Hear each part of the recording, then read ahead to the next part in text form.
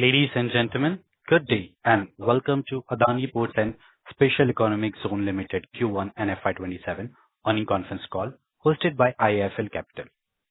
This conference call may contain forward-looking statements about the company which are based on the beliefs, opinion and expectation of the company as on date of this call. These statements are not the guarantee of future performance and involve risk and uncertainties that are difficult to predict. As a reminder, all participant lines will be in the listen-only mode and there will be an opportunity for you to ask questions after the presentation concludes. Should you need assistance during the conference call, please signal an operator by pressing star, then 0 on your touchtone phone. Please note that this conference is being recorded. I now hand the conference over to Mr. Vishal Mehta from IIFL Capital Service Limited. Thank you and over to you, Vishal. Thank you, Danish. Hello, everyone. On behalf of IIFL Capital, I welcome you all. We have the management of Adani Ports and SEZ Limited represented by Mr. Ashwani Gupta, Whole-Time Director and CEO, Mr. Krishna Menon, the CFO, Mr. Neeraj Bansal, Head of Ports, Mr. Divij Anil Taneja, Head of Logistics, and Mr. Rahul Agarwal, the Head of Investor Relations and ESG, to discuss the 1Q FY27 results and the outlook going ahead. So without any ado, I will hand over to Mr. Rahul Agarwal, the Head of Investor Relations and ESG. Over to you, Rahul. Thank you, Vishal. Thank you, Danish. Good evening, everyone, and welcome to Adani Ports Q1 FY27 earnings conference call. We will begin this call with opening comments from Ashwani and then open the floor for Q&A. Thank you. Ashwani, over to you. Thank you. Good morning, good afternoon, good evening, based on the time zones you are all in. Thank you for your continued confidence in APSEZ, and thank you for attending this conference. Today we are again here to demonstrate our ongoing confidence in the growth trajectory. Our resilient and diversified business model continues to deliver very strong growth despite multiple macroeconomic challenges. Q1 FY27 revenue and EBITDA both grew 19% year-on-year to 10,821 crores and 6,541 crores respectively. The domestic ports business remained a strong growth engine, delivering 12% revenue, 11% EBITDA jump while maintaining an industry-leading EBITDA margin of 74%. Mundra Port made a strong comeback with 7% growth in Q1. And as outlined in our Ambition 2031, we are rapidly expanding our domestic port capacity to 1 billion metric ton, with major projects underway across ports, including Mundra, Dhamra, Vizhinjam, Ennore, Kattupalli. In international ports, which we were expecting, and it was showing a clear growth quarter on quarter, but this quarter they delivered a record revenue of 1,747 crores, up 80% year on year, while EBITDA surged to 156%. It is driven by addition of Australian operations, but also a very, very robust and strong ramp up of Colombo terminal. Cargo volumes nearly tripled, 22.8 million metric ton from 7.7 million metric ton a year ago. The increasing contribution from high margin Australian and Colombo operations resulted in a sharp improvement in EBITDA margins to 41.8% compared to 21.1% a year ago. In logistics, we continue to focus on scaling up our asset-light businesses. Trucking revenue grew 26%. International freight network business revenue grew 28%. You have seen our FY26 logistics ROCE, which sharply increased to 10%. And we are continuing to focus on increasing returns in this business. The third business, which is marine, the marine revenue increased 67% to 901 crores, driven by diverse global fleet of 135 vessels. We are focused on expanding the global reach of our marine portfolio. Recent milestones, including our partnership with Oceaneering International to strengthen deep water engineering and offshore capabilities in Europe, as well as a landmark 10-year contract supporting Argentina's LNG export program. Our growth continues to be underpinned by prudent capital allocation and financial discipline. Despite sustaining a high growth trajectory, net debt to EBITDA remains healthy at 1.9. S&P Global Ratings upgraded APSEZ to BBB with a stable outlook, placing us at par with India's sovereign rating, while CARE Ratings and ICRA reaffirmed our highest domestic rating of AAA. Despite a challenging macroeconomic environment, APSEZ continues to deliver strong growth, underscoring the resilience of our strategy and execution. We remain firmly on track to more than double revenue, EBITDA and cash flows by FY31. Our scale and integrated port logistics marine network with 95% of India interland coverage, driven by technology-led operations, lean organization and balance sheet capacity to fund the growth, positions us to consistently to deliver 18 to 19% CAGR over coming years. Thank you once again, and we will now take your questions. Thank you so much, sir. Yes, thank you. Ladies and gentlemen, we will now begin with the question and answer session. Anyone who wishes to ask a question may press star and one on their touchtone telephone. If you wish to remove yourself from the question queue, you may press star and two. Participants are requested to use handsets while asking a question. Ladies and gentlemen, we'll wait for a moment while the question queue assembles.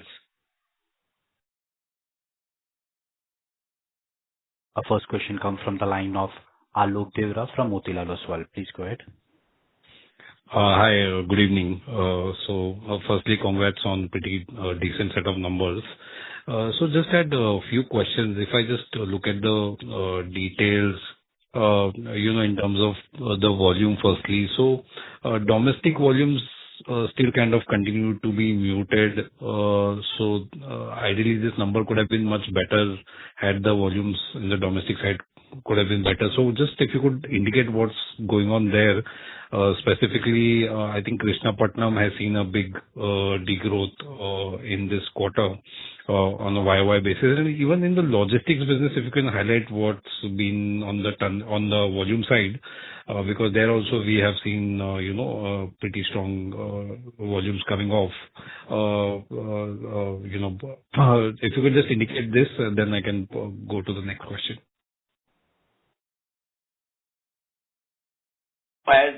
As we keep our regular communication, I think it's good to see quarter and quarter, but as you know that maritime business is not about 1 month or 2 months or 3 months, it's a complete cycle. And as the world was disturbed starting mid of February, some of the aftercurrent came in March, came in April, came in May, and maybe a little bit of it is still continuing. Now, I can go port by port for sure. As you correctly said, I think 2% is very, let me say, a very average figure for us. But we would have done it better. But where we would have done it better, whether that was in our hands or it was because of the external circumstances, I think more it was in the external circumstances. For example, if you remember last year, Mundra was struggling to grow. And the main reason was that one of our customers' power plant was almost non-operational throughout the year, and that's why that plant is only dependent on the imported coal. And then in every quarter we were explaining, and then now they started, and you see the growth in Mundra. So I think here in Krishnapatnam, a very specific reason, one of our customer plant was shut off, and there was a clear shortfall of the 2 or 2.5 million metric ton, and their plant has restarted, so it will recover. So I want to be very transparent, saying where there is a real issue and where there is a spot issue for 1 month or 2 months or 3 months. But if you look at all the East Coast belt, and if you compare Dhamra, Krishnapatnam, Gangavaram, even Gopalpur, and if you put all these 4 ports, and if you put all the 4 competition ports, we have gained the market share. So which means we are better than the trade in this all East Coast region, which is the frontier for our growth. However, 1 or 2 ports can have this kind of spot issue, which happened in Krishnapatnam. Then On the container also, maybe that is the question which may come up from others. Containers also, I think there was a consequence of the disturbance which happened because of the Middle East crisis, and also we wanted to support the maritime business, we wanted to support our country, and we wanted to support the Middle East by accepting transshipment and keeping the containers, because those shipping lines were not taking the containers to the Middle East, right? We kept the containers, we created land in Mundra away from the port, we kept the containers to support the industry. Definitely now when those containers are going back, those are transshipments, so definitely the whole capacity of Mundra is being utilized. So, but even then, I think in Exim, we have increased our market share from to 5.9%. We have increased we have shown the growth. But yes, I would say that April, May, June, and especially April and May is not the right month where we can really do the apple to apple comparison. So spot issues in Krishnapatnam and in the container in Mundra, but rest all, I would say, whether it is liquid or it is transshipment in Vizhinjam or Ennore or Kattupalli, or it is liquid in Hazira, I think everything is in line with in our expectation. Sure. Yeah, just one more question. So there have been news articles floating today on Yun's acquisition of ABP UK port. So just any comment on there? Are we evaluating or any movement there, or it's completely baseless? Any comments you would like to make here? Because that's a pretty big port, and the investment also, which is indicated in terms of valuation, all those numbers are pretty large. So just your comments on that would be helpful. Oh, I think at first, let's be very straight and clear. We don't comment on speculation and the rumor, and I repeat that and emphasize on that. Then, in every analyst conference, in every investors meeting, in every customers meeting, we have been communicating that we are studying, exploring the opportunities of M&As, which includes international expansion. This is the second statement which we have been always saying. It's not today, which we have been always saying. Why? Because we believe the way our balance sheet is structured today, the way we will have the cash in the next 5 years, the way we will be deploying the capital for the organic growth, we have enough opportunities to go for inorganic growth through a meaningful M&A. So that's why we keep on evaluating the assets around the world. Now, the third thing, which is also very consistent, which I am saying in every conference, that there are the rules/playground to do an international acquisition. Why? Because last 2.5 years, I've been asked this question, that how is your international performance? How is your international performance? Whether you will be able to match with the domestic performance or not. And this quarter has demonstrated that we can operate international businesses also with the same Adani DNA to bring the performance. So that's the third thing. Now, what is the playground for the international acquisition? And I repeat once again, the first rule is the asset should bring contribution to the top line and the bottom line both. And once again, I repeat, top line and bottom line both. That is what. That's why the greenfield is the second priority. The first priority is the existing business, because I start getting the return from the first day, and this is not India, this is overseas. And that's why I have to be dependent on the business over there and the management team over there. That's the first rule. The second rule is my balance sheet is very much structured, and I think everybody is recognizing that, in terms of exposure to the foreign currency. So whether it is US dollar or it is now Australian dollar, or it is Israel shekel, or it is something else. Now, definitely, why the rating agencies are considering as one of the factor for us that after having the Australian assets, which are revenue generating and profit generating assets, these are in hard currencies. The returns are in hard currencies, and that's why we have a sustainable growth.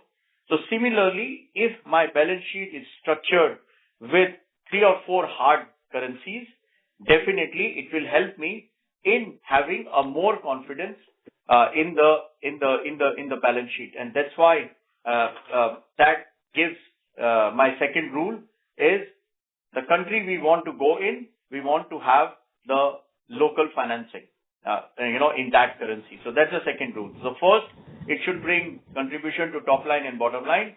Second, it should be financed in local currency. And the third is the return from that asset should be at or more than the average APSEZ. Of course, we can talk about currency depreciation, we can talk about rate of growth, we can talk about cost of capital.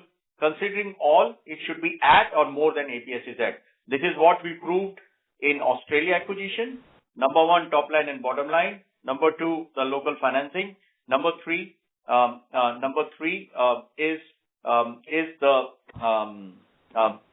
the thing which I just said. And 4, we should have the local partner, but that is depending on the asset, we will go or not go.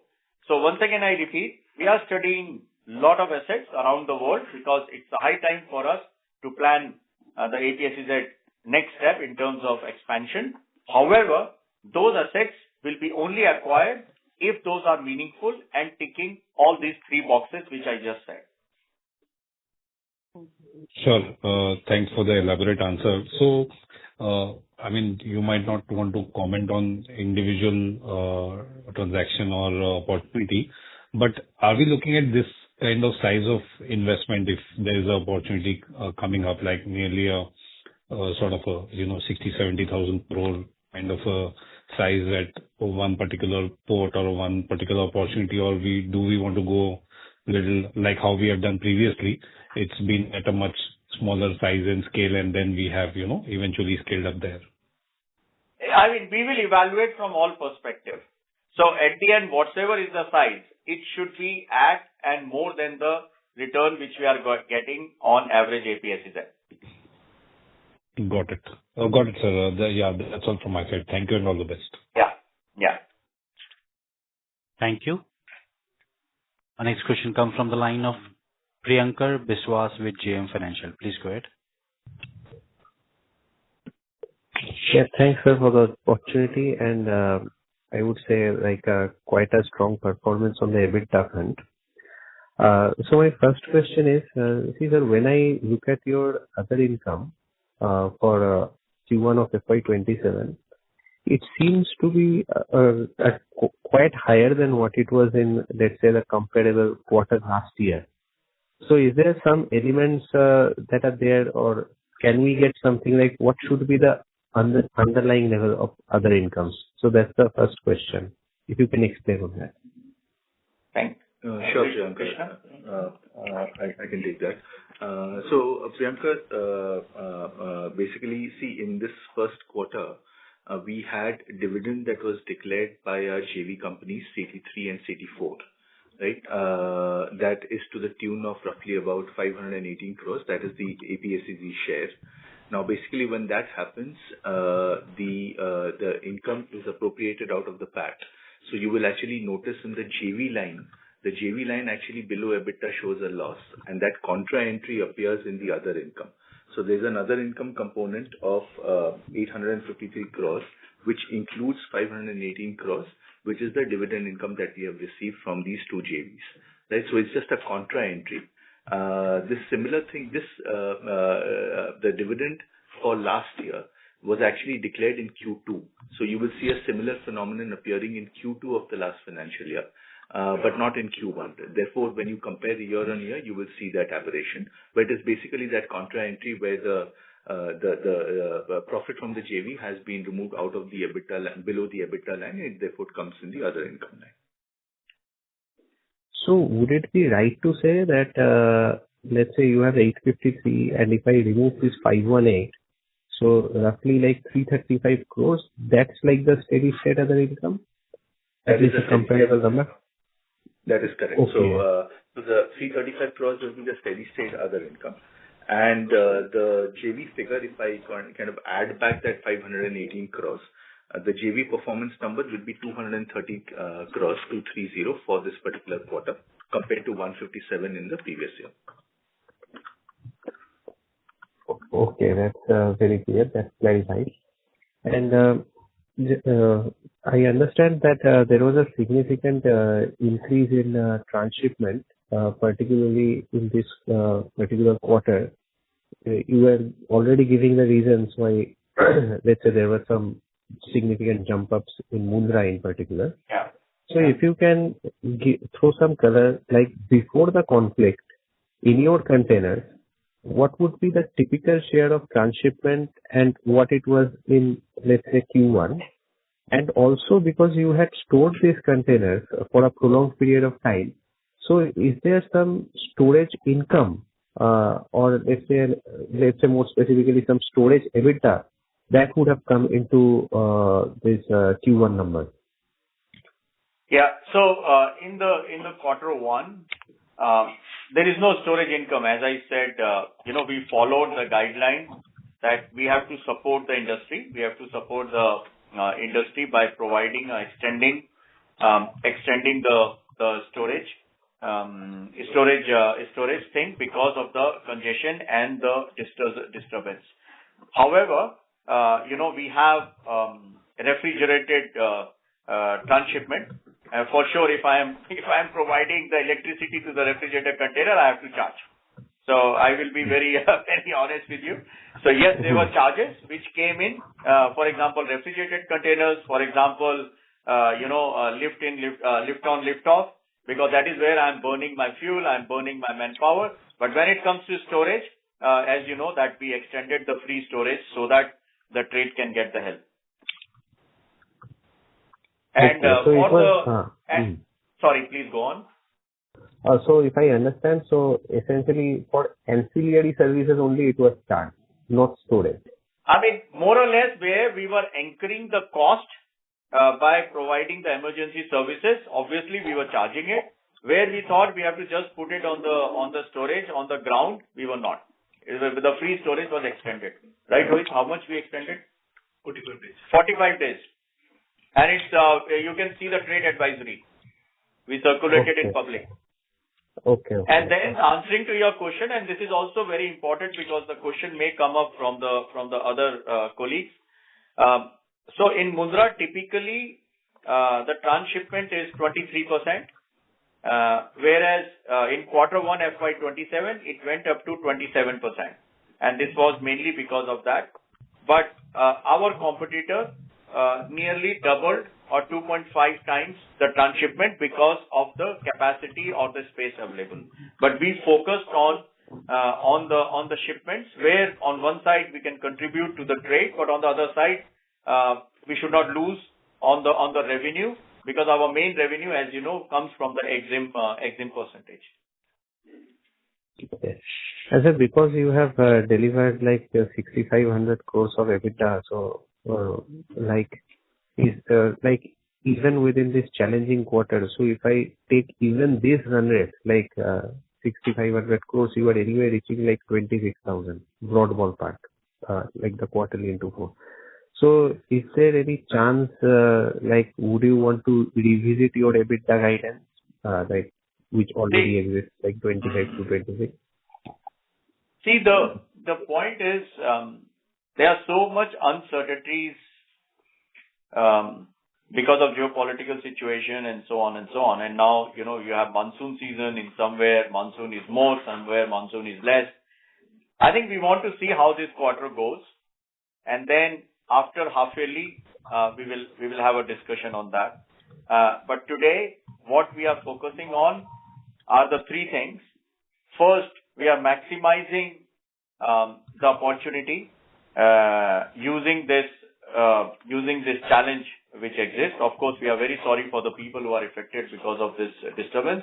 But on the business front, we are maximizing the opportunities, as I said, whether it is refrigerated container and blah, blah, blah. The second is we are really minimizing the risk by doing a very systematic planning of our business, our ports. As you know that our all ports are integrated, which means we can do a very fine balance between East Coast, West Coast, and the South Coast, provided it suits to the customer. And the third thing which we are doing and which we have accelerated more than before is execution of the capacity expansion. Because we do believe that in next 5 years, there are very less capacities which are being created in India. And with the trade growth which we are seeing because of the policy reforms, we see that trade will grow and India may be requiring more capacities than planned. And that's why whether it is Mundra or it is Dhamra or it is Kattupalli or it is Hazira, we are really pushing the execution of our projects. So these are the three priorities which we have kept so that we will be maximizing quarter two, and then in first half we will see where we land in terms of EBITDA, and then sir we will come back and share with you what do we do with the full year guidance. Okay, sir, that's very comprehensive. And if I may just squeeze last one in. So you had already spoken about your philosophy on M&A.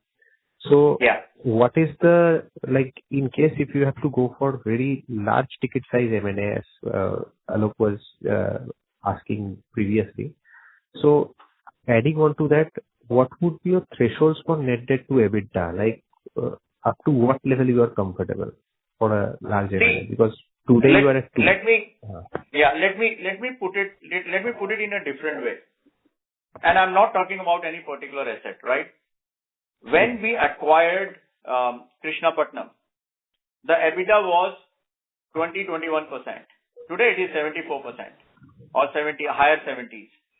When we acquired Karaikal, it was, I don't know, mid-20s and early 30s. Today it is more than 60, 50, whatever it is.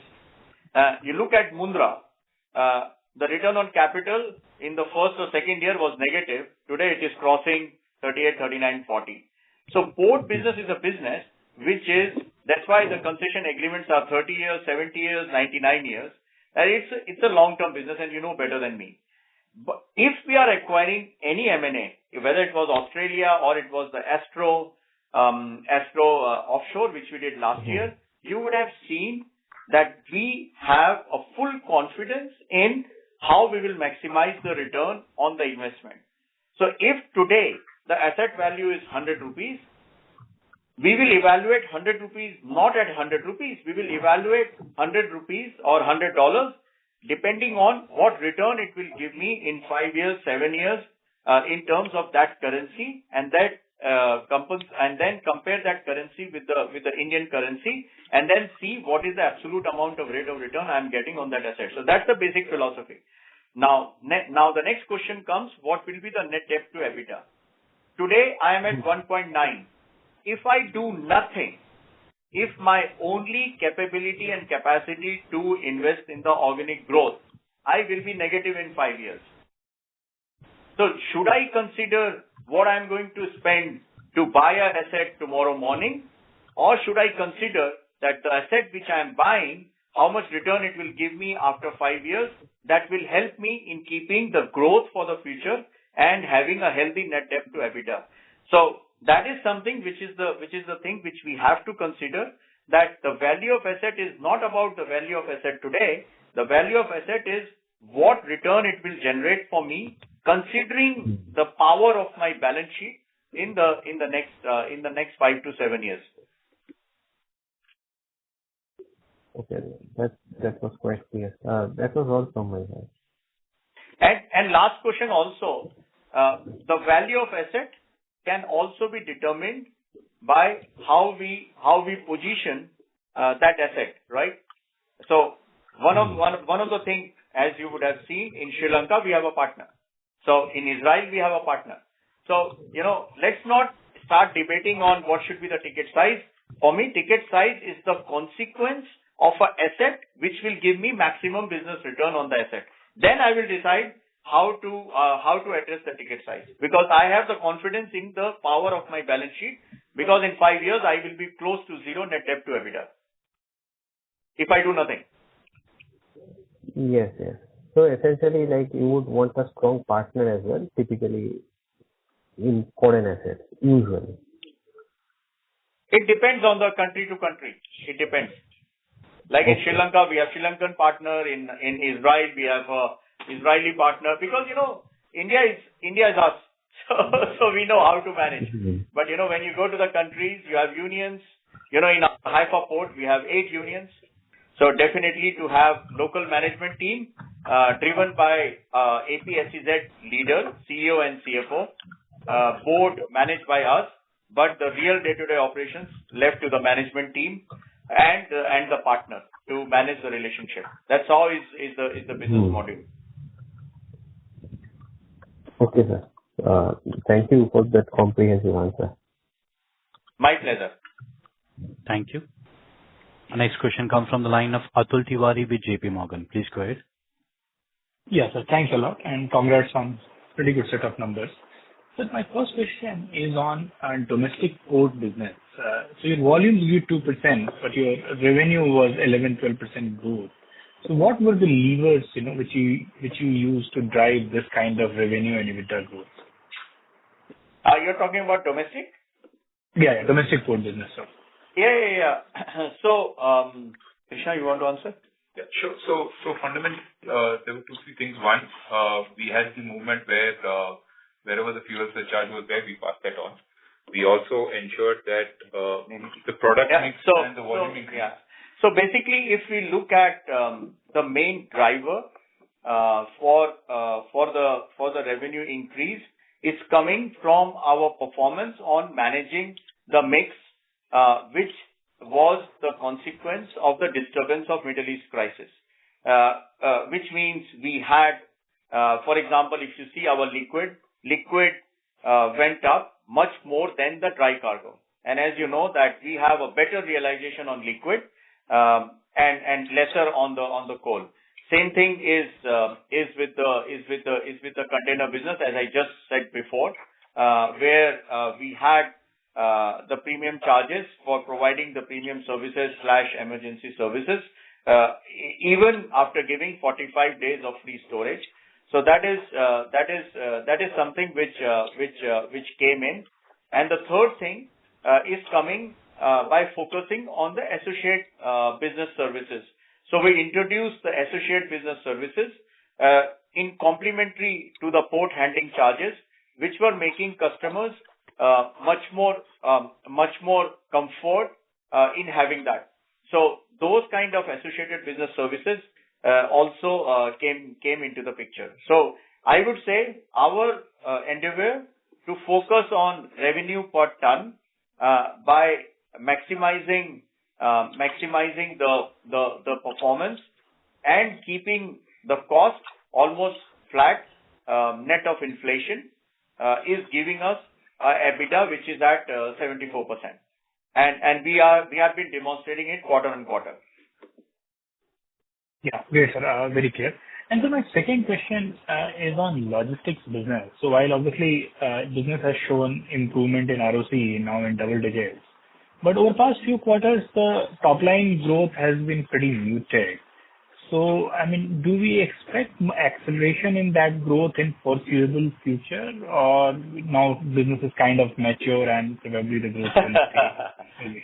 No. I don't think. See, we have 4 quadrant in the logistics business, right? And as we always explain, we have rail and ICD, which is asset heavy business. We have trucking business, which is asset light. We have international freight network business, which is asset zero, and we have EXIM business, which is asset light. April, May, June, there was, as we all know, disturbance in the trade. All India just grew by close to 3%, which used to be like 6, 7, 8%, right? And when you look at our ICD structure, let me say 2,000 to 3,000 containers of Morbi was almost zero because the whole Morbi tile export was zero because of the LPG shortage, right? And this is a reality. This is a fact. Then if you look at TUM, which is a big ICD, you will see that because the container freight went up, the shipping lines or slash customers started shifting from container to bulk cargo. And then when it was coming as bulk cargo, it was coming to Hazira and not coming to Nhava Sheva and then the TUM. So to answer to your question, I think we have a great opportunity in front of us, not only in EXIM but also in domestic. We were waiting for a lot of shipping lines to start opening up their BL to our new ICDs, whether it is Malur or Kila Raipur or Kishangarh or Patli. But I think our main performance, where we expect in the next quarter or this quarter, is Patli and TUM and Virochan Nagar. So I would say that we said that 4 of our major ICDs should hit 80% of utilization, and we are still not there. And that's where I do believe that there's an opportunity. Great, sir. Thank you. Thanks, sir. Thank you. Our next question comes from the line of Adit Mongia with Kotak Institutional Equities. Please go ahead. Thanks for the opportunity. The first question that I had for the management is again linked to acquisitions. As in, the context is that you were able to acquire India assets at 10 to 20 times EV to EBITDA also, because a lot of valuation could have happened, but then there was also the case of you selling Whittingham at a fairly high teens EV to EBITDA in the future, because it was an asset on the platter for the person investing inside. As you see through opportunities globally, where do you see these opportunities coming inside from a bucketing perspective? In the first kind, wherein a lot of valuation can happen and you can get it cheap, or in the second kind, wherein basically these are assets that are being run fairly well and the valuation is very limited, so you have to pay a lot more? See, I mean, APSEZ, and I think under the visionary leadership of our chairman, we have more than thousands of examples where people thought it cannot be done and we proved it and we did it. And the recent one is our international business, where our EBITDA jumped by 256%. The logistics business, where now the ROCE is 10%, right? The point is, we must think of mid, long term on any asset which is ports, because it's a maritime industry. It's not a consumer industry where I will get the return tomorrow morning. The strategy should be, the first thing is the assets location should be strategically located on the trade route. Now, how many trade routes we have? We have one trade route east to west.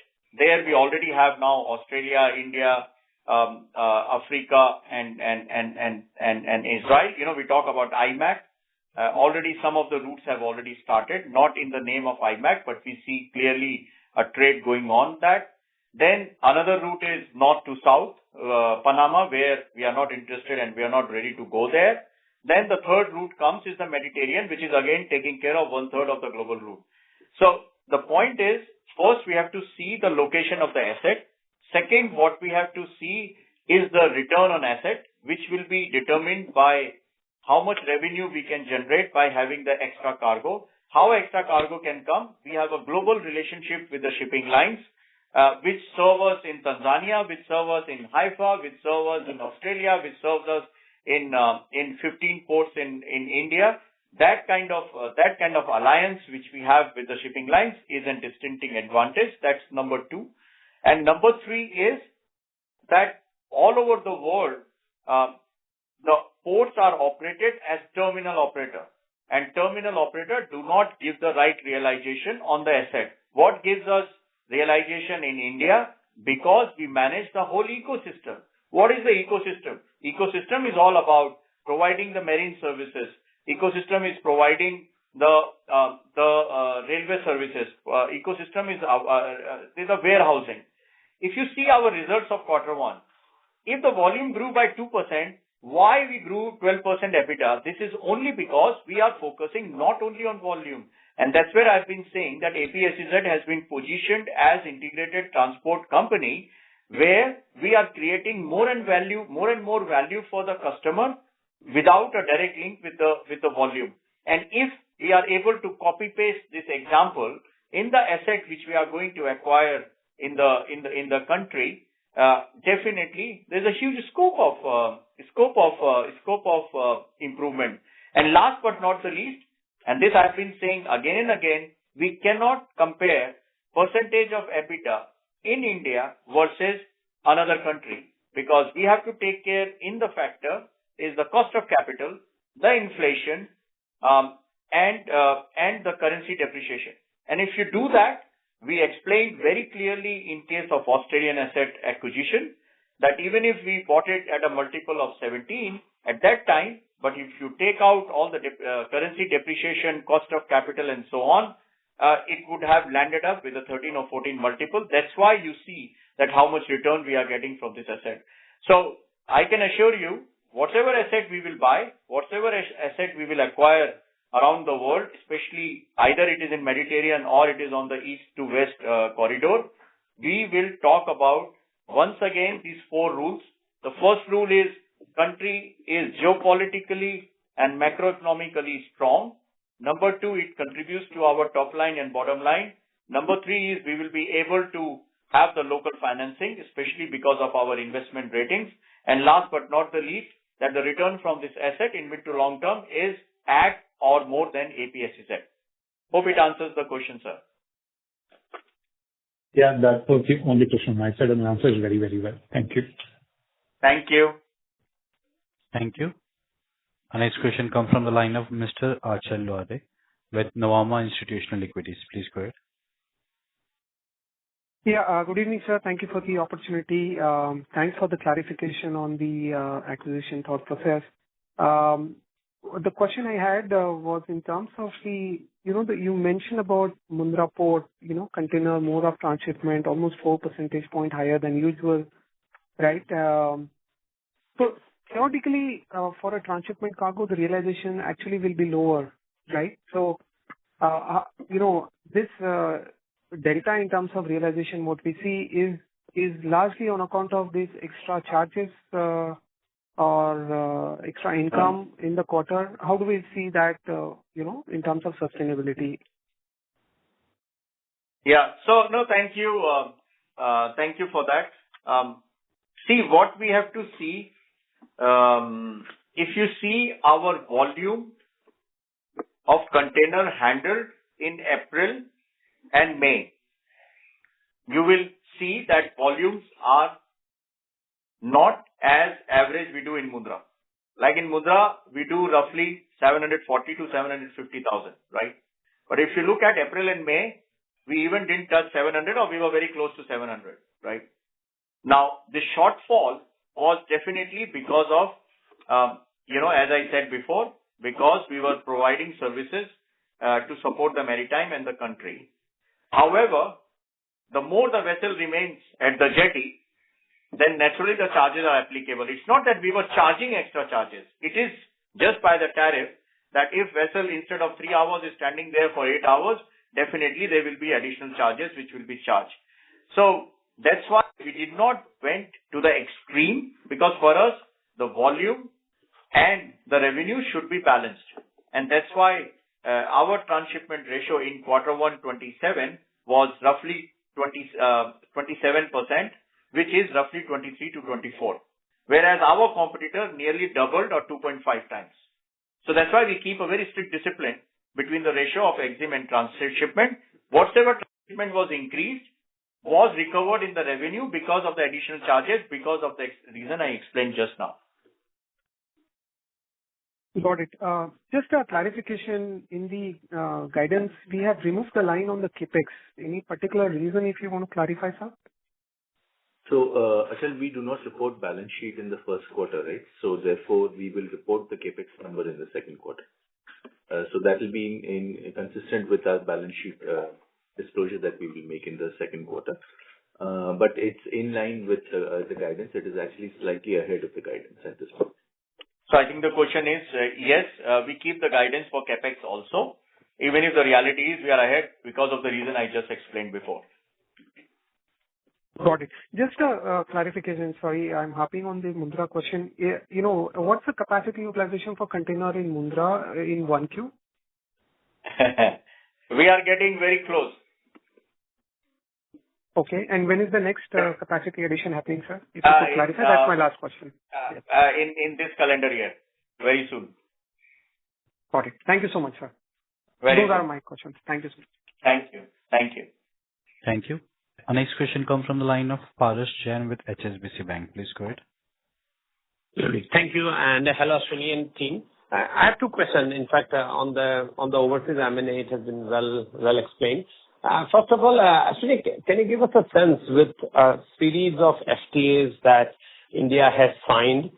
Do you finally see India's EXIM growth over a medium term change gear, or you think that 6% EXIM growth plus minus what India has been delivering in the past decade or two would be the trend? Any thoughts that you get from that? And secondly, is with respect to your overseas, I fully understand the return part, but is it fair to say that growth profile may not be as attractive as the portfolio that you operate in India?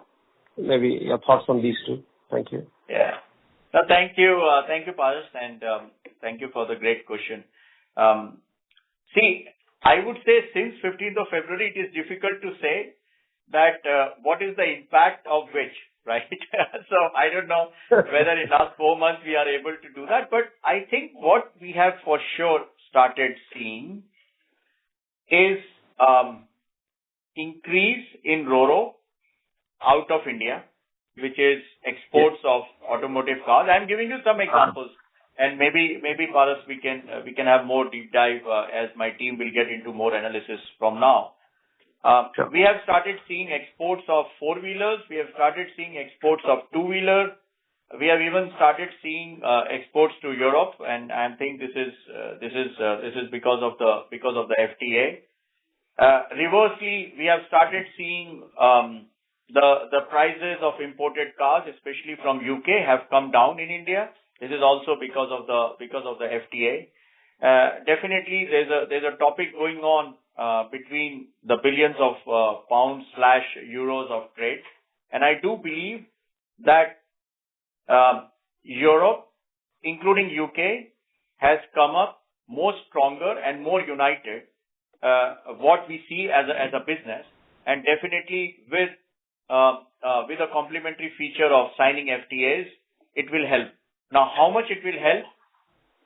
Once we know that all these variables which we see every morning, if they are gone, we will be able to see that what is the impact which we will see, Paras, to be honest with you. But yes, we have started seeing some impact or some incremental trade because of this FTA to start with UK/Europe. The second thing, I think the question is, and I really want to have these discussions, how do we define rate of growth? Do we define the rate of growth in a country where inflation is 7%, 8%, and we know what is the category of the inflation, whether it is a food inflation or it is a oil inflation or it is a industry inflation? I don't know how we define the inflation in one country. And in a country where 7% inflation is mainly governed by the oil import, and then we say that GDP is 7%, and then we say that trade is growing at 6 to 7%, so I will grow at 12 to 13%, where my cost of capital is X. We compare that basket with a basket where the inflation is 1% or 1.5%, cost of capital is minus something, and the rate of growth is 1, 2, 3%, but a guaranteed growth, no geopolitical impact, no macroeconomic story, stable currency, and rupee is depreciating, has been depreciating, and will depreciate. I think we have to compare both the baskets, and this is what exactly, Paras, we did for Australia, and this is what we are going to do whenever we have the opportunity to decide on any international asset. And once again, greenfield is the second priority for us because it's very difficult to predict 10 years from now. But yes, existing business, it will be easier for us because we will have more grip on the business. So that's the box which we want to tick before we decide. And is it fair to say that it predominantly will be container focused, or you're not shy away from multi-cargo terminals? See, we would look for a port ecosystem which is giving us a gateway to the trade of the country and a gateway to the energy transition of the country. Okay. Yeah, that's fair enough. And this is one final question, because looking at your first quarter performance, particularly international terminal, I know we don't disclose ROIC on a quarterly basis. Is it fair to say that they are moving all north and probably international portfolio would have moved to double-digit ROIC? Any color you can share on the ROIC of different businesses in this quarter, if it's handy? Yeah, we don't calculate actually return on capital employed on quarter basis, but it's moving in the right direction. I think in first half we will be able to share with you. Yeah, lovely. Thank you so much, and all the best. Thank you, Paras.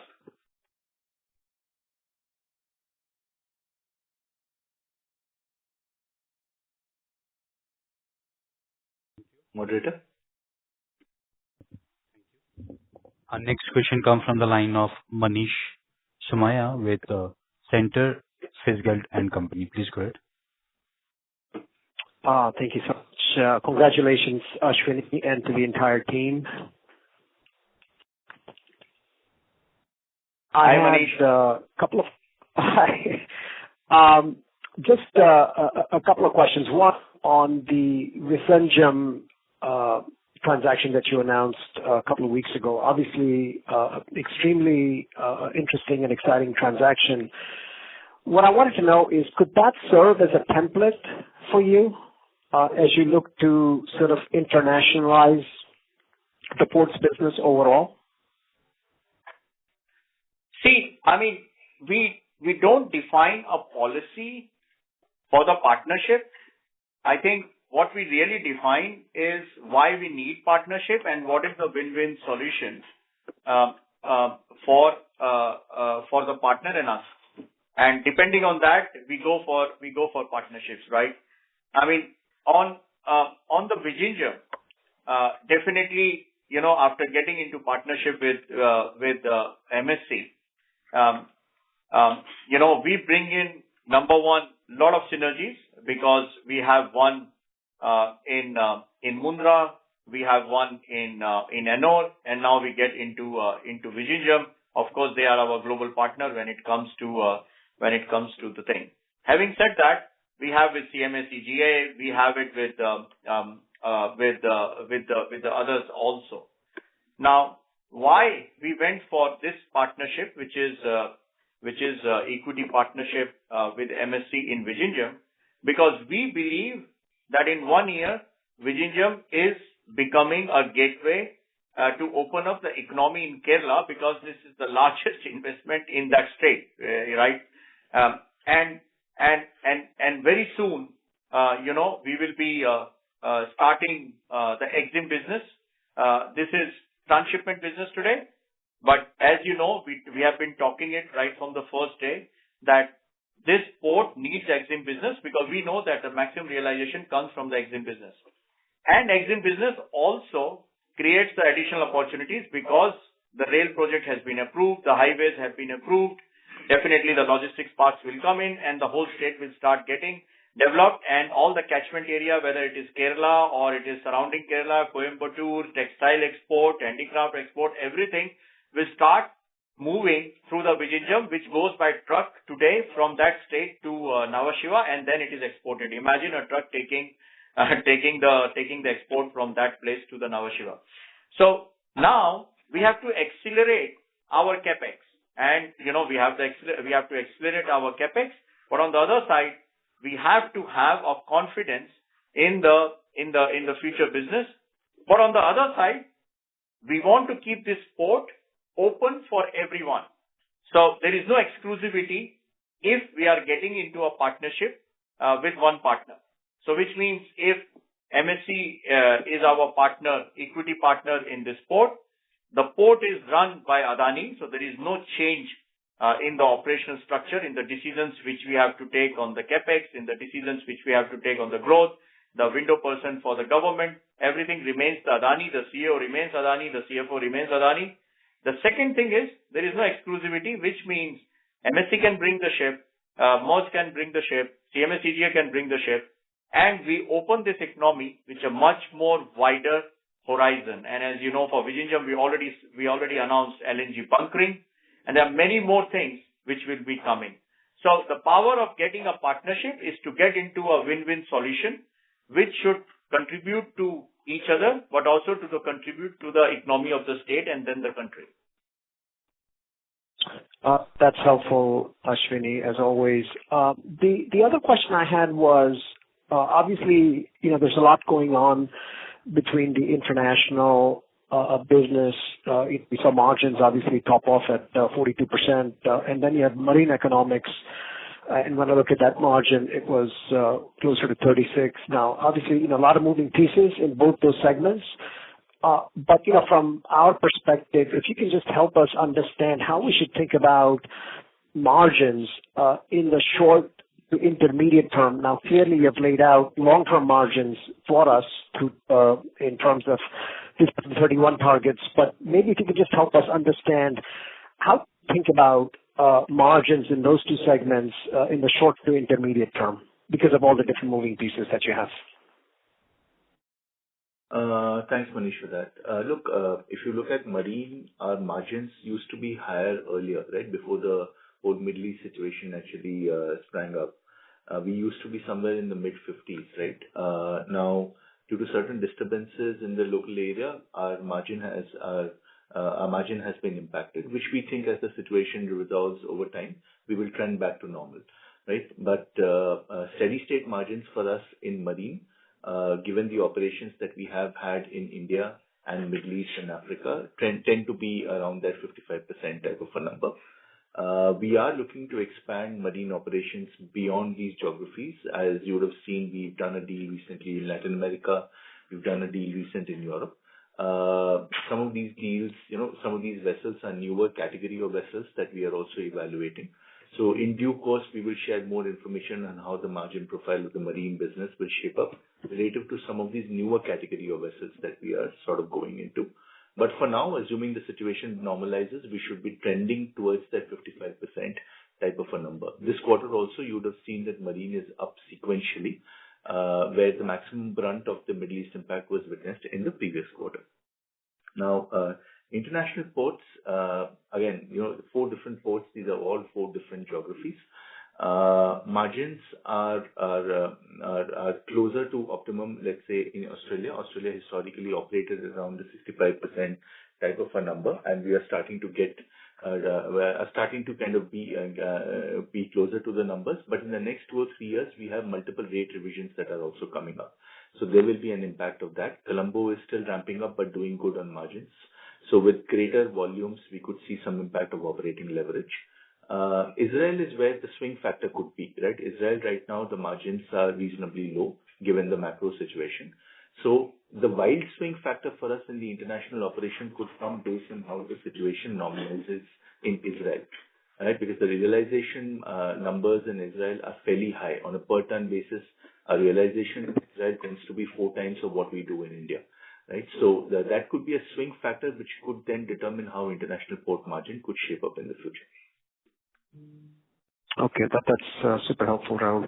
And then just on logistics, you had mentioned rail volumes were down 19% in fiscal 1Q. Have we seen somewhat of a stabilization so far this quarter? Yeah, I'm Manish. We've seen a recovery, and there are, like Ashwini said, some cargoes that have shifted from containers to break bulk. There are some cargoes which have just, because they're sensitive to logistics cost, especially on the water, they've just not come into India. So that little bit of stabilization is being seen, and the numbers are starting to sort of recover there. Okay, wonderful. Well, thank you so much. Good luck, and we'll keep up with the progress. Thank you. Thank you. Our next question comes from the line of Bharani with Evidence Spark. Please go ahead. Yeah. Good evening. My first question is on the impact of the Gulf crisis on our businesses. It was well covered, especially on Mundra and logistics. However, can you highlight how it is impacting positively the Colombo and Vizhinjam port operations and negatively the Haifa operations? I think plus minus zero, because you have more opportunities and you have also risk. So the cargo like waste paper, metal scrap, which used to come, and bauxite, which used to come from Middle East, is zero. But Indian cement industry will not close. They have found new sources to get the bauxite. So it was just a disturbance between 2 to 3 months, and now I think supply chain has redefined themselves and finding the route. Same is the case with the crude oil. You can see the growth in liquid, which we have, especially in Hazira. You will see that it has started picking up. So for me, and this, even if today the disturbance is going on, but there is no disturbance in accepting the transshipment containers which were bound for Middle East, right? So what happened in February, March, April was there was no acceptance of the containers at Middle East and they were coming to Mundra. But now that is not the case, right? So that's why if you will, when we will announce the figures of July, you will see that the port is very normal and working in a normal condition with a normal mix. So opportunities, I would say, which we see that as always, when there is a crisis, people start thinking of planning a risk mitigation at corporate level. Definitely, there are discussions going on whether to have additional hub of shipping in India, in addition to Dubai, or there should be a regional hub. So I think those kind of discussion have started. Nothing has materialized yet, but I think we will see that in the future. The second thing which I said before is Europe/UK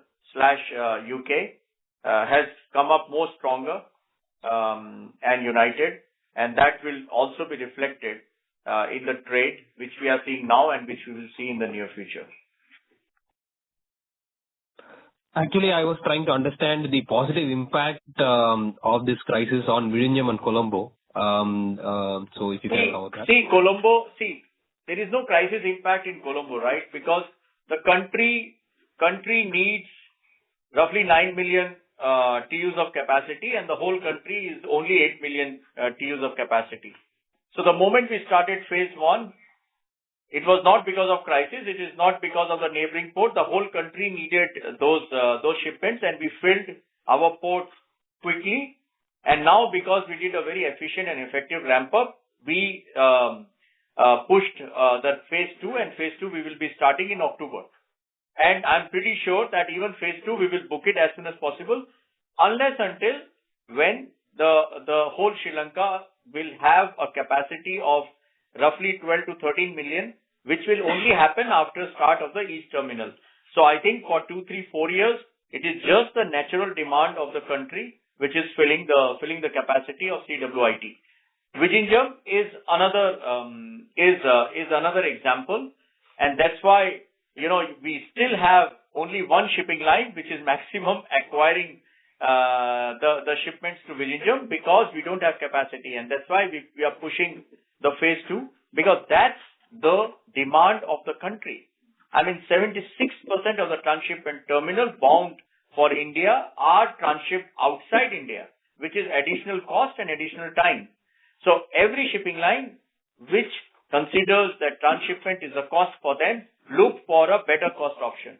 And for them, Vizhinjam is the better cost option, because it falls on the international trade and it is just 10 miles away from the international water. So what Vizhinjam is attracting, what Colombo is attracting, is pure performance as well as the capacity requirement. What Mundra attracted in transshipment was because of the disturbance of the Middle East.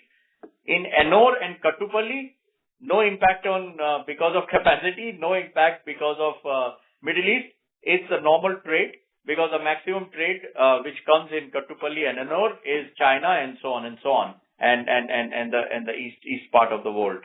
So they are running as normal as before. Does it make sense? Yes, great. So when it comes to Vizhinjam, what is the status of the cash from MSC? Would it come in at any point in time, or would it come in during the capex that would happen gradually? So Bharani, as we mentioned in our press release on Vizhinjam, the transaction is subject to regulatory and other approvals, right? So cash flow transfers can happen only after that. Sure. My final question is on the average realizations per ton or per TEU, as the case may be, say in first quarter of this year, let's say in liquid coal, container, transshipment, other dry bulk separately, and how it has grown on a year-on-year basis. So consistently, we've always had this trend of year-on-year increase in realization, and that, as Ashwini explained, is the combination of various value-added services. Plus, we tend to have our usual rate revisions that we kind of go through. Plus, there are some advantages on the currency side as well. So taking all of that into account, what has happened in this quarter is the proportion of container and liquid as a proportion to the aggregate domestic cargo has increased by about 300 basis points. And that has also had a product mix positive impact on the overall realization, right? Because of commodities like container, for example, are impacted by currency as well, right? So across commodities, in general, we have seen uptick in the realization on a per unit basis, be it container, liquid, or dry. But obviously, the delta has been higher in the case of container, and liquid in general tends to be one of our more profitable cargo categories any which ways, right? So across the board, we've generally seen an uptick in realization. Okay, I'll take this offline. I wanted actually the rupees per ton number. Final question, if I can squeeze in, like, can you give a quantum of brownfield port expansions port-wise? How much it would happen, and by what time? Meaning in we have given that. Mundra. Yeah, we have given that in our ambition 2031. Port by port, how much capacity we are increasing. So Bharani, which slide it is? Ambition 2031 deck actually has a slide where just after we've elaborated our FY31 targets, we've actually given a port by port incremental capacity build out plan, which is also articulating so it is page 23 of our ambition deck, where you will see we've constructed a waterfall chart which bridges the gap between the current capacity and the 1 billion metric ton capacity that we are looking to kind of build out in the next 5 years, where you'll get a good sense of which ports we are targeting, and within those ports, which commodities we are targeting. Sure. Okay, thank you so much, and all the best. Thank you. Thank you. Next question comes from the line of Pulkit from GS. Please go ahead. So thank you for taking my questions. Sir, as I look at our Q1 FY27 numbers, about a quarter of our revenue now comes from international, which is marine and international ports. Based on all the planned M&A, etc., is there an upper limit that you have in mind that this is the kind of proportion of our revenue from international that is the tops that we are okay with, or that number could be much higher? So first is return on capital employed is the priority for me, wheresoever is the business. And our capital allocation is very strict, very disciplined.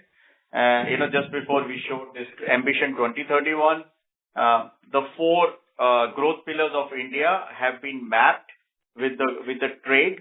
Trade has been mapped with the commodities, and commodities have been mapped with our ports, and ports have been mapped with our expansion plan.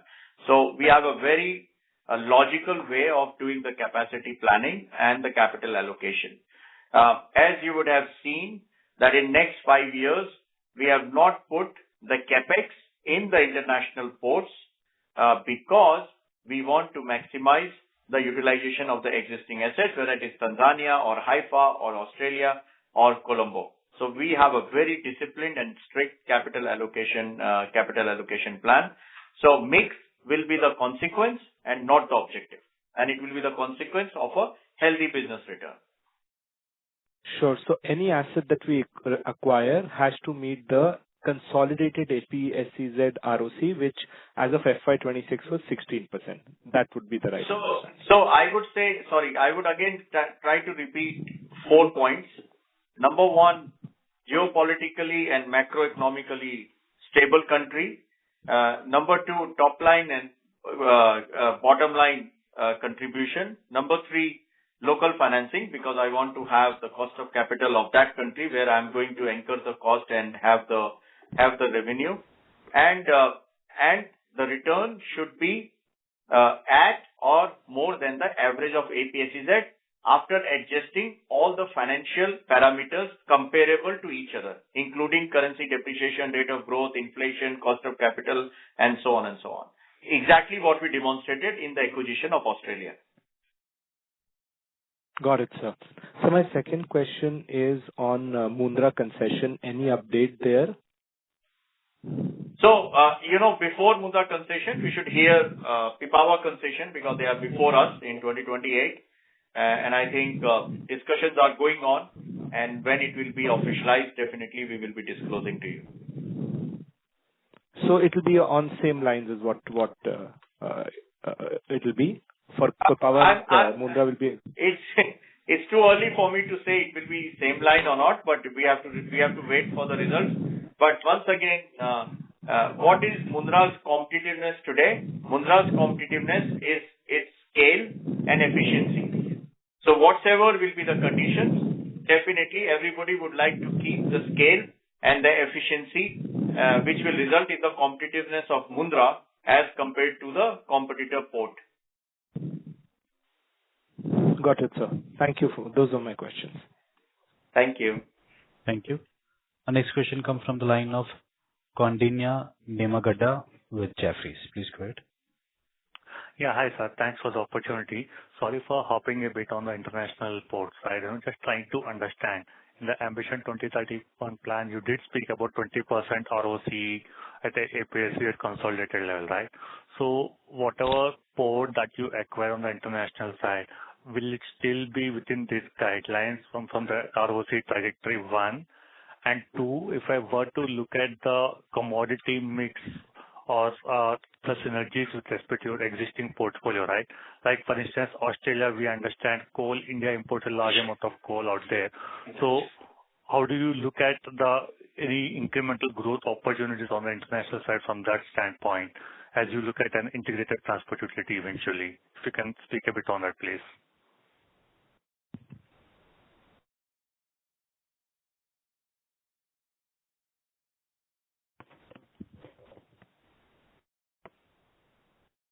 Hello, I hope I'm audible. Yes, you're audible. Sorry. Yeah, you're audible. Sorry. We were on mute. So if you look at slide 26 on our Ambition 2031, we are saying that, we will give average of 1% ROCE increase at consolidated level, right? So definitely, we are trying for that and we are delivering it quarter on quarter. But this is consolidated, which means it has got domestic ports, international ports, logistics, again, the 4 business pillars, marine. In marine also, we have 3 business pillars, and then we have this special economic zone specific business.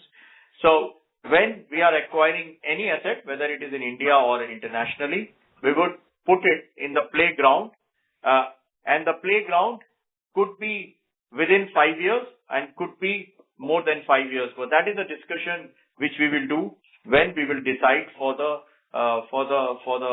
asset acquisition. But as we said, our job is to provide incremental ROCE every year on consolidated basis. Sir, sorry for harping a bit on that. So let's say hypothetically, if there was an asset that which you feel is meaningful from a 10-year perspective, but would dilute this 20% ROCE target by FY31, would that still be okay with the company or? It's too early to say because 20% is not the only indicator, right? You have many more indicators, how you fund that asset, how you structure that asset, what is the value of the asset. I think we will see as once again the whole playground, as I said before, the 4 or 5 rules to decide where we land. Sure, sir. Sir, if you can also comment a bit on, what are the kind of commodities that you look at when you acquire a new port and maybe the synergies with respect to your existing portfolio as you look at APSEZ as an integrated transport utility. So at first we are looking at the port ecosystem before looking at the commodity. Because as I said before, operating just one terminal will not give us enough scale to get into a new country and start the operations. So we are looking at the ecosystem where we can create more and more value, like Mundra, like, we are doing now in Dhamra, we will start in Krishnapatnam. So we want to look at the asset which will give us an opportunity to create the ecosystem, whether it is warehouse, whether it is logistics, whether it is marine, whether it is energy transition, and so on and so on. Got it, sir. Sir, my second question is on logistics. Obviously, for the past couple of quarters, it looks like you're scaling down, if that was the appropriate word to use, because the numbers, are relatively low when compared to industry growth. Is it something that, you're recalibrating your strategy and trying to be a bit more focused, or is there something going behind the headline numbers that we see? If you can help us understand that a bit better, please. Sorry, which commodity was that? Logistics. Okay. Logistics, especially the container rail. Yes. Yeah, I'll take that. So just to sort of give clarity, we're looking at a complete integrated play. So what you may not actually see in the logistics P&L will feature in the ports P&L. So for example, when cargo moved from containers of Nhava Sheva into Tumb, into break bulk into Hazira. So that in some form is covered under the APSEZ entire P&L balance sheets. So it doesn't feature exclusively in logistics, but the integrated play is starting to come. So whenever we talk to customers, right, they're talking to one single window, be it on the asset heavy or on the asset light or asset right ecosystems. Now, in terms of pure play, what we're looking to do is stick to this theme and keep growing on this theme rather than sort of just try and capture cargo in spurts, because then that is not sustainable. Got it. Sir, if I may ask you, what % of port volumes today at your domestic ports are enabled from your logistics ecosystem? And if you are speaking about, say, a 50 million ton kind of target from your domestic ports by 2030, what would that number be? What are your ambitions out there like? Container, it can only go up, right? Because as you cover the sector, you understand that the rail coefficient in India is not at its optimized best. And what we are looking to do is to be able to model our services in a way that we can gradually not just increase the rail coefficient across our ports, but also increase our market share within that higher rail coefficient number, right? So, while logistics is still an nascent business in our scheme of things, but rest assured the number can only go up from here. Okay. Sure, Rahul. Lastly, if I may ask squeeze in one more question, right? From a volume, this quarter, obviously, on the domestic port side has been driven by realizations than volumes, obviously for various factors which are outside the control of anyone, right? But now, post one to maybe July, you did allude to the fact that things have normalized. So how should we look at, how are the things shaping up now? If you can break that up between, say, volume and pricing or ancillary services driven, how are the things shaping? If you can provide a little bit color on that, please. So, no, thank you. And I think this quarter also, there's a slow start of the trade, even in July. I think, our means the whole country's maritime business is linked to the trade. And we have to really keep watching how the Indian trade is growing. As I said in last quarter, India trade grew only by 3%. So you can imagine what are the challenges our country is facing in terms of the trade growth. But those are the numbers which are numbers, and we have to believe in those numbers. In July also, we see a little bit better situation than the last quarter, but it is not normal. And this is the reason that this quarter also, even if quarter one was exceeding our expectations because of the execution of the strategies we put in place in the month of March, but in this quarter also, we want to watch and maximize the opportunity, minimize the risk, and after first half, we will come back to you and tell you based on the first half growth of the country, then the trade, and then our business. I think we have to be in wait and watch situation for another 2 months. Sure, sir. Thank you very much and all the best. Thank you. Thank you. Ladies and gentlemen, that was the last question for today. I now hand the conference over to the management for the closing remarks. Thank you, and over to you, team. Thank you. Thank you, everybody, for participating and taking us through your queries. We have tried to answer all of the questions, but should you have any follow-up queries or points to discuss, please feel free to reach out to the IR function. We'll be happy to connect. Thank you, and we look forward to any views that you have. Thank you so much, sir. Thank you. Thank you, sir. Ladies and gentlemen, on behalf of Adani Ports and SEZ Limited, that concludes this conference. Thank you for joining us, and you may now disconnect your lines.